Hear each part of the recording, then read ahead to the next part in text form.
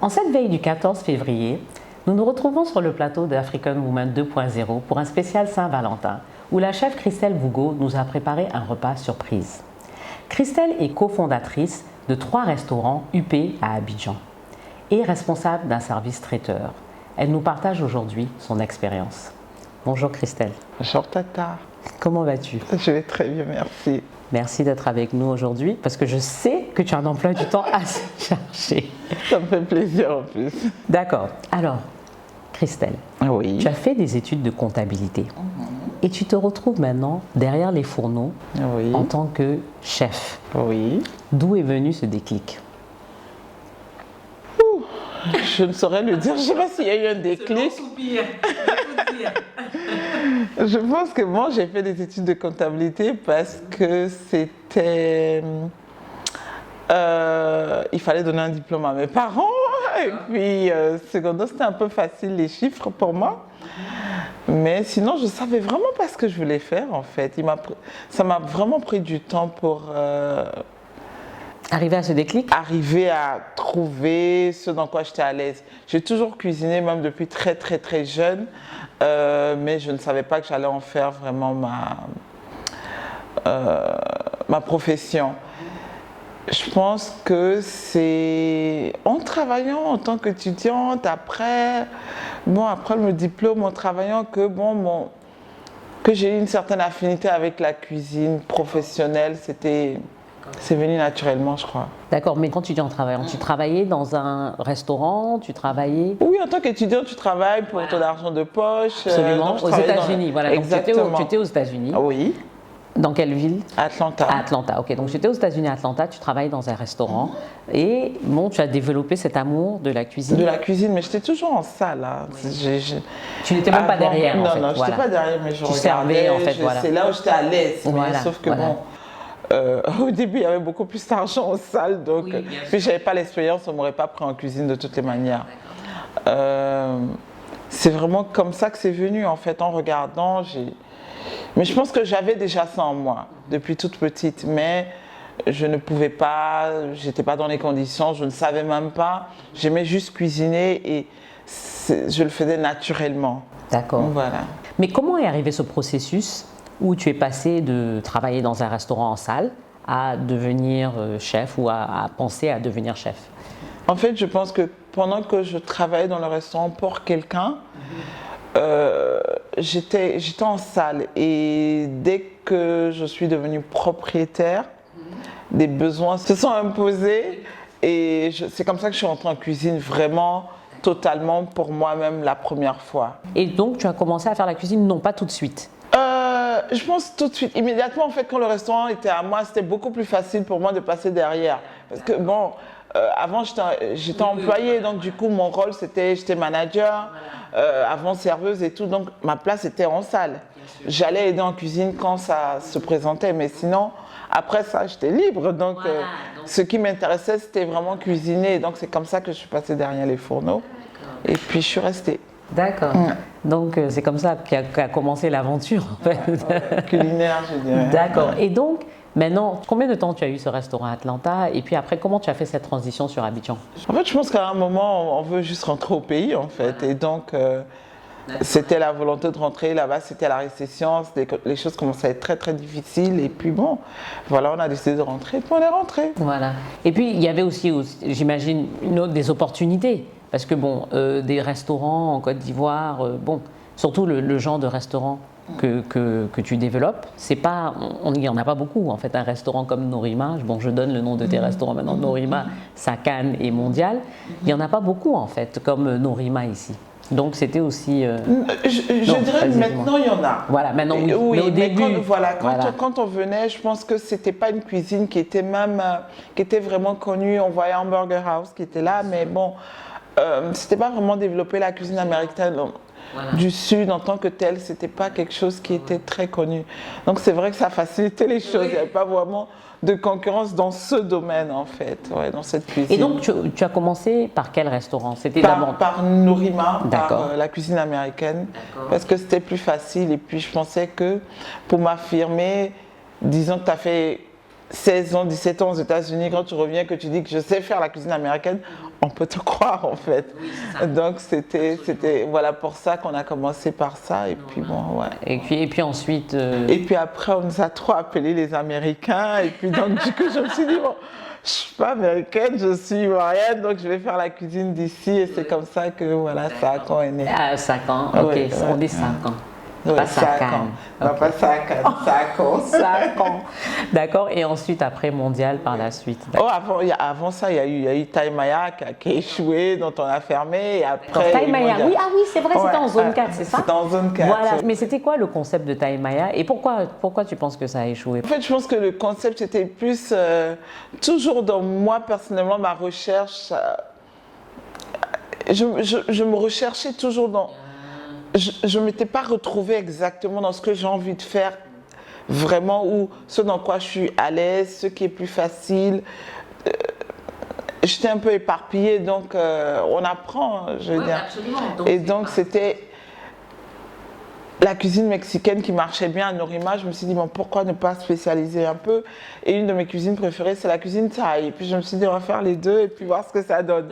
Et donc c'est comme ça qu'on s'est lancé dans ce projet-là. Et puis je ne sais même pas si on a fait 1 an ou 2, je ne me souviens plus, j'ai plus les dates. Mais vu que c'était de l'autre côté du pont, ce n'était pas forcément ma zone de confort. Je vivais de ce côté du pont, je travaille ici. Donc du coup, après, je me suis dit, bon, je n'y vais pas assez souvent, ça a été délaissé. Et puis bon, après, il faut accepter quand quelque chose ne marche pas, dire, bon, ça ne marche pas, je passe à autre chose. Reconnaître l'échec, en fait, Oui, et puis bon, en tirer des leçons. Exactement. Voilà. Ouais, exactement. D'accord. Alors, quelles sont les différentes cuisines que tu fais à Saacan et à Mondial? Parce que tu nous as déjà expliqué, pour Norima, plus ou moins, c'est la nourriture américaine avec un peu de mexicain. Et Saacan, c'est... Saacan, c'est africain. Essentiellement africain. Oui, voilà. c'est africain. Je pense 2021-2022, on va approfondir un peu ce qu'on fait à Saacan, bon, à Norima aussi d'ailleurs, mais c'est africain. Et Mondial? On a commencé Mondial dans l'idée de faire de la cuisine internationale, de faire ce qu'on a envie de faire, moi de cuisiner ce que j'ai envie de cuisiner, donc c'est vraiment international, ça va un peu, il y a même des trucs africains, c'est Mondial, voilà. D'accord, le nom dit tout. Explique-nous le secret de ta réussite. Ma réussite, c'est dire grand. Bon, il n'y a pas beaucoup de gens qui ont 3 restaurants habituants qui marchent relativement bien. C'est quand même une réussite. Oui, bon, ok, dans ce sens, d'accord, mais je pense que c'est... C'est le travail. C'est l'amour pour ce qu'on fait et puis la détermination. Je pense que de nature, ça m'a déjà porté préjudice, hein, mais je suis quelqu'un de très, très, très, très déterminé. Très déterminé. Je travaille sans relâche, mais pas parce que c'est le boulot, parce que j'aime ce que je fais. Je pense que j'ai eu la chance de pouvoir travailler ma passion. Je souhaite ça à tout le monde parce que ça fait que travailler n'est plus travailler en fait. Pour moi, le travail n'est plus le travail, c'est un plaisir, il n'y a pas de réflexion à propos de ça parce que mes passions, c'est vraiment la nature, les plantes et la cuisine. C'est ce que j'aime du fond du cœur. C'est ce qui me relaxe, c'est ce dans quoi je me sens bien. Donc du coup, je ne travaille pas quand je fais ça. Et de nature, je suis très rigoureuse. Donc du coup, on a ajouté à tu aimes ce que tu fais, tu mets un peu de rigueur. Bon, je pense que c'est ça qui... Oui. Et cette détermination aussi. Je pense que oui, c'est ça. Tu as tout dit. Et effectivement, et c'est ce qui revient encore et encore et encore, c'est la passion. C'est ce qui permet de tenir. Et comme tu as dit, tu te réveilles le matin, tu ne vas pas à un travail, tu vas faire ce que tu aimes faire. Ce que j'aime faire. Donc, c'est pas difficile en fait. Non, donc c'est pas difficile.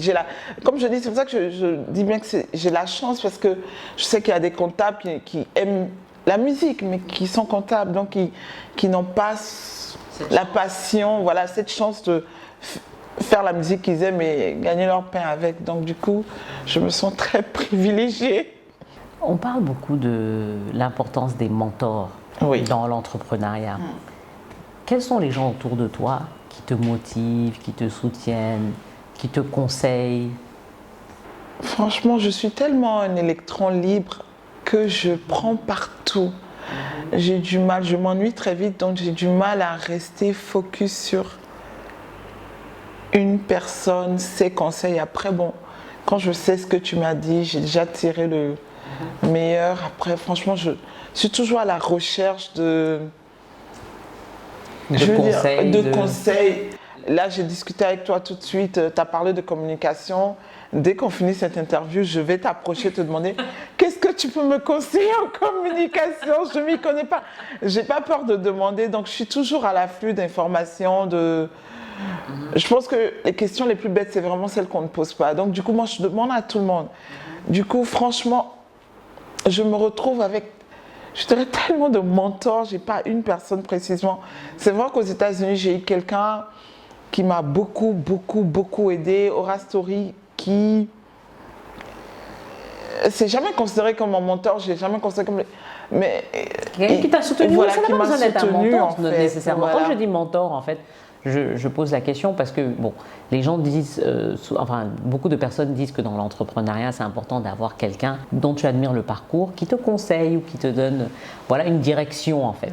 Mais bon, en même temps, c'est pas tout le monde qui va chercher ce mentor. Parfois, c'est les gens qui t'entourent, qui te conseillent. Ça peut être ta sœur, ça peut être ta cousine, ça peut être ta mère, ça peut être ta meilleure amie, ça peut être, ou bien ça peut être même des clients, des gens que tu vois qui te poussent, qui te soutiennent, qui te conseillent, qui t'inspirent. Donc, je pense que je suis et j'ai l'impression que c'est plutôt, voilà. Voilà, je prends chez ma sœur, je prends chez mes clients. Voilà. Honnêtement, je prends même chez mes enfants. Quand je sors certains plats de nourriture, je demande leur avis. Quand vous allez manger à Burger King, qu'est-ce qui vous plaît là-bas en fait? Mais donc je prends vraiment avec tout le monde, avec mes collaborateurs. Et surtout, moi j'adore Google. Hein. Ah oui, mais dans Google, c'est là. Je pense que toutes les réponses du monde sont. Si tu vraiment sais faire la part des choses. Oui, bien sûr. J'adore Internet. Ah oui. Après, il faut regarder aussi qu'est-ce qui n'est pas fake news et qu'est-ce qui est. Voilà. Il faut faire le tri. Oui. Alors, le monde de la gastronomie est généralement un monde d'hommes. Oui. Comment tu te retrouves dans ce milieu? Franchement, je pense que j'ai ma place autant qu'ils ont leur place. Hein. Si tu m'écoutes, on n'aura pas de problème. Si tu m'embêtes, on aura un problème. Donc, je peux m'affirmer si besoin. Mais sinon, je ne ressens pas le besoin de m'affirmer tout le temps. Mais oui, mais... Voilà, faut pas me chercher. Dans les situations, oui. Tu sais, je vais taper du poing. Voilà. Oui, très vite. Je ne devrais même pas taper le poing, recadrer, marche droit, rapidement. Je suis une femme, mais on me respecte. Absolument. C'est important. Tout à fait. Alors, comment tu as réussi à redonner à la cuisine africaine toute sa valeur? Redonner à la cuisine africaine toute sa valeur. Ce que je pense que c'est en voulant vraiment la commercialiser et pour tout le monde. Toutes sortes de clients, que ce soit des expats, que ce soit des locaux. Et en réfléchissant dans ce sens, on a essayé de la rendre plus attractive en fait, à l'œil non ivoirien. C'est de là que c'est venu et moi après, inspiration et on va faire mieux même. Ces 2 prochaines années vont être vraiment... je pense, vont aller dans ce sens. Et avec tout ce qui se passe maintenant, aujourd'hui, on parle de l'africanité, on est tous dedans à 100%. Je pense qu'il y a tout ce mouvement qui aide aussi énormément. Et la cuisine africaine est déjà très riche. Très riche. Il suffisait juste comme tu as dit, d'arriver à la commercialiser en quelque sorte. Et puis, je pense, hein, pour moi, on a une cuisine aussi riche que la cuisine asiatique. Ce qu'ils ont commencé à commercialiser leur cuisine bien avant nous. Et c'est maintenant. Donc pour nous, c'est vraiment le tip of the iceberg. On va aller beaucoup plus loin en fait dans ce qu'on fait aujourd'hui avec notre cuisine. Il y a tellement de régions, d'ingrédients qui ne sont vraiment pas encore utilisés. Et moi, je pense que c'est maintenant que ça commence en fait. Ouais. Alors, côté personnel, comment tu trouves le temps de gérer 3 restaurants et combien d'enfants? 3 enfants. Oui, parce que j'imagine qu'il y a des soirs tu dois être au restaurant, tu dois quand même faire les devoirs des enfants, on connaît la vie de maman, on connaît la vie de femmes qui travaillent, donc explique-nous tout ça. Pour être honnête, je pense que c'est toute une histoire d'organisation. Ah oui, c'est ça, tout à fait. Je suis quelqu'un de très, très désordonné. Ah bon? Ouh là là, extrêmement désordonné. C'est vrai? J'ai pas eu l'impression. Quand on cherchait ce rendez-vous, tu m'avais l'air très désordonné. Non, je peux pas tel jour, je peux pas. Non, mais justement, je suis obligée de marquer. Je faisais pas ça. Je suis mais je dis, désordonné à un point. Ça m'étonne pour un chef, en fait. Si, je le suis. D'accord. Je te donne un exemple. Quand je prépare un menu, moi, je suis le genre de personne le menu du 14 février, je ne le sais pas, je ne le goûte pas, rien. Le 14, j'ai ça dans ma tête. Les gars, on va faire ça.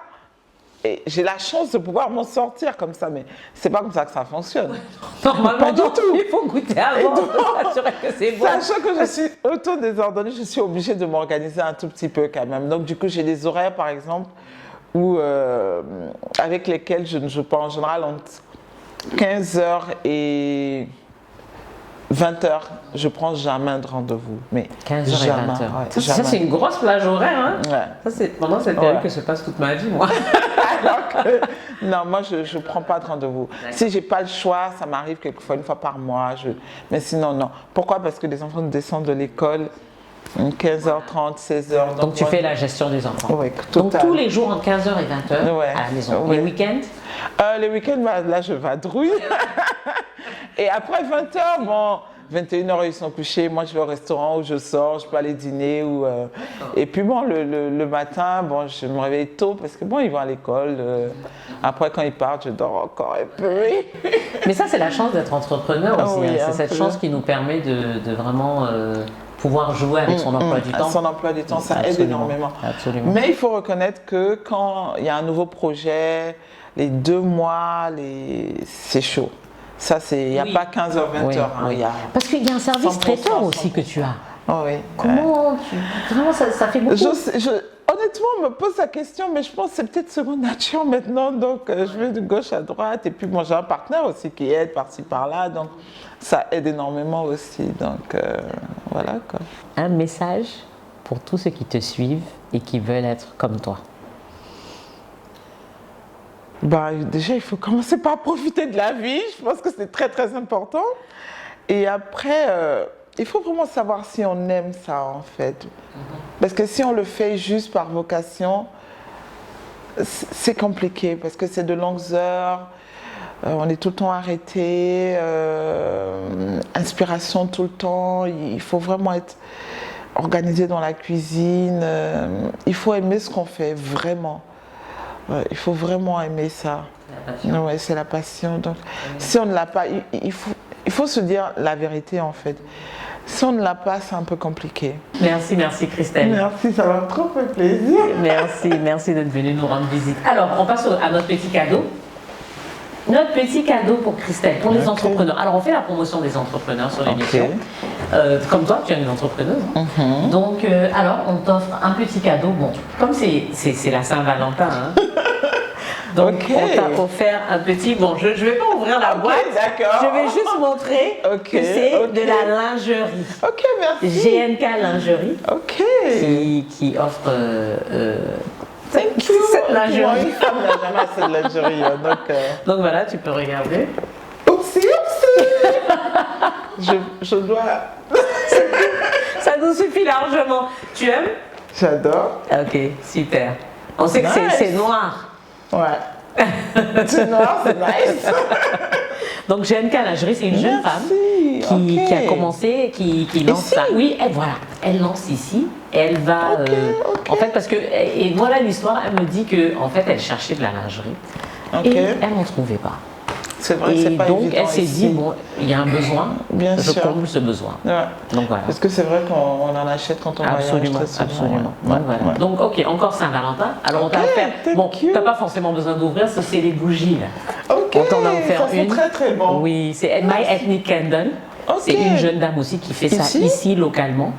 Donc elle commercialise et tout ça. Donc voilà, on a les petites bougies. Ça c'est dans le cadre de la Saint-Valentin aussi. On a mis nos bougies et dont on a offert une. Ça sent bon, non? Très bon, Ouais. honnêtement. Donc il y a plusieurs senteurs et tout ça. Donc voilà. Donc, Et puis aussi le bouquet de fleurs qui est là, c'est le tien pour partir avec. C'est un cadeau de. J'adore les fleurs, vous avez Voilà, aucune idée. donc c'est un bouquet de l'atelier floral. C'est joli ça. L'atelier floral, c'est une Tu jeune vois, ivoirienne tu vois, encore. hein. Voilà, c'est original. Hein. Ouais. Donc Châté Rose. Thank you. You're welcome. J'espère que ça t'a fait plaisir. Oui, bien Donc tu es sûr, prête pour bien la sûr. Saint-Valentin. On t'a fait tous les cadeaux que tu devais avoir pour la Saint-Valentin. On te les a déjà donnés. Non, je vais garder les pétales. Voilà, tu peux garder les pétales, absolument. Ouais, je vais garder les Tu peux les pétales, je vais sécher. les sécher.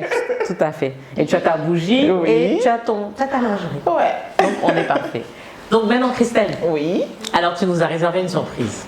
Ok. Tu as fait un menu simple, hein, pas un menu Simple. de... Non, non, simple. Un menu Je simple. promets simple. Voilà. Pour celles qui veulent célébrer la Saint-Valentin tranquillement à la maison. Donc tu as fait un petit menu, on va passer à la table. D'accord. Comme ça tu vas expliquer un peu tout ça. Ok. D'accord? Ou Donc même pour on y les va. hommes qui ont envie de cuisiner. Hein. Oui, oui, tout à fait pour leur femme, voilà. Pourquoi j'ai dit vraiment Ça c'est dit moi, c'est celle. moi, c'est moi nous qui qui fais, sommes c'est moi, comme voilà, ça. c'est nous-mêmes. C'est nous-mêmes. C'est nous-mêmes qui mettons les stéréotypes, alors qu'on a un cuisinier ici, Marc. Alors Christelle, Oui. voici la surprise que tu nous as préparée aujourd'hui. Merci, merci. T'en prie. Je pourrais manger après? Bon, c'est pas grave. Alors, on commence. Alors, Ok. on commence. Bon, d'abord, il y a une bouteille de champagne qui nous a été offerte par notre partenaire Le Nofil. Le Nofil. C'est une bouteille de bœuf Clicquot riche. Alors, explique-nous le champagne. On le boit début, fin? Franchement, certaines personnes le préfèrent à l'apéro, d'autres au dessert. D'accord. Et il y en a qui mangent tout le plat avec le D'accord, champagne. Voilà. D'accord, d'accord. Ok. D'accord, donc le champagne. Ensuite, on commence avec l'entrée. J'ai fait une entrée très très simple, que D'accord. normalement très facile à reproduire à la maison. C'est vraiment une petite salade de gambas et d'orange marocaine. Ah, ok, orange marocaine. C'est Ah important oui. à préciser quand on fait les courses. Donc, c'est orange marocaine, gambas. Oui, ça c'est des jeunes pousses qu'on trouve dans tous les supermarchés ici. D'accord. Un peu de sauce cocktail, c'est vraiment très très simple. D'accord. Et les tomates, là, on appelle Des ça... tomates cerises. Tomates cerises, voilà, Oui, cherry qu'on tomatoes. trouve Voilà. facilement au D'accord. supermarché aussi. Ok, oui. C'est Voilà. très joli, bien Merci. joliment présenté. C'est très et simple. Très ouais. simple, On se d'accord. dit que c'est un dîner de Saint-Valentin, donc il y D'accord. aura 3 étapes. On n'a pas Voilà. envie d'être rassasié dès la première étape, donc c'est vraiment léger, simple. D'accord, voilà. C'est ça l'idée derrière. Homme comme femme peut faire. Bien sûr. Ok, donc maintenant on passe au plat de résistance. Ah oui. Bon, ça m'a l'air un peu plus compliqué déjà. Hein. Ce qu'on a ici, c'est du mérou au paprika sur un velouté de petits pois. En dessous du mérou, on a de la polenta. D'accord. Juste en bas. Là. Oui, juste en bas, on a de la D'accord. polenta. Et on a juste décoré l'assiette avec des petits pois et puis des tomates cerises. D'accord. Et pour ceux qui n'aiment pas ou qui ne connaissent pas forcément la polenta, on peut remplacer ça peut-être par de la purée. Pas de la purée. Ah, je ne dirais pas de la purée parce D'accord. que ça n'irait pas forcément avec, le velouté en D'accord. fait. Donc qu'est-ce que tu Je proposes? dirais peut-être des pommes de terre. D'accord, des Oui. pommes de terre. De l'igname. D'accord, oui, Ouais, de la l'igname, patate ouais. douce. D'accord, Ouais, voilà. ouais. D'accord, super. Donc et au-dessus, c'est du fenouil. Du fenouil. D'accord, oui. super. Ça juste c'est frais en fait, donc Voilà. du coup ça rafraîchit un peu D'accord, le, donc le velouté plat. en bas, juste en dessous polenta, Polenta. et puis le mérou il est fait, il Il est est poêlé. poêlé, d'accord. Ouais, Donc il est poêlé. mariné avec paprika. Paprika, de l'ail, sel, poivre. pas D'accord, besoin et de juste plus que ça. rapidement sauté Voilà. à la poêle. D'accord. Ok, super. Merci. Donc voilà, plat de résistance. Maintenant, on passe au dessert, Ah oui. ma partie préférée. Moi, j'adore le sucre, hein, donc Je suis pas très j'explique. sucrée, C'est vrai non. moi, très sucre. Alors, explique-nous un peu ce magnifique dessert. Ce qu'on a ici, c'est tout simplement une, J'aime bien tout simplement parce que quand je Une vois, ça gé- n'a pas l'air simple. Mais bon, vas-y. une génoise au bissap, D'accord, une crème au baobab d'accord. et des fruits des bois. C'est Ok. si simple. Bon, d'accord. Si tu le dis, donc la génoise. Comment on fait la génoise? Explique-nous un peu Moi, la je te génoise. donnerai la recette. Sinon, D'accord. toute recette sur internet de génoise avec un peu D'accord. de sirop de bissap D'accord. donne ça. D'accord. Et La crème. la crème de baobab et les fruits des bois. Franchement, c'est pas très compliqué. Dis la chef. Je précise, dit la chef, parce que moi quand je vois ça, je sais pas trop comment. Bon, enfin si j'arrive à faire la génoise, par contre la crème comme ça ressemble même à des petits morceaux de coquillage tellement Non, en c'est bien. fait, c'est juste parce que là j'ai utilisé une douille. D'accord. Mais sinon, si on n'utilise pas de douille, ça sera, on obtiendra la même chose. Mais... D'accord, absolument. Ok. Voilà. D'accord, on va tenter. Si on a des problèmes, appelez. Si vous avez des problèmes, appelez la chef. Elle va mieux vous expliquer. Et donc on a, comme tu as dit, les fruits de bois au-dessus. Voilà, super. Et en ce moment, tu as dit que c'est la saison des fraises. Donc, oui, des fraises, ça tombe super fraises bien. Du Burkina. On les trouve en ce moment. Oui. D'accord, super. Donc les fraises sont disponibles, fraises de Burkina sont disponibles. Merci Christelle. Merci à toi. Bonne Saint-Valentin à toi. Merci à toi aussi. Merci. Bonne Saint-Valentin à toutes et à tous. Et à très bientôt pour la prochaine émission d'African Woman 2.0. Et n'oubliez pas de vous abonner à la chaîne YouTube Afrique Femmes.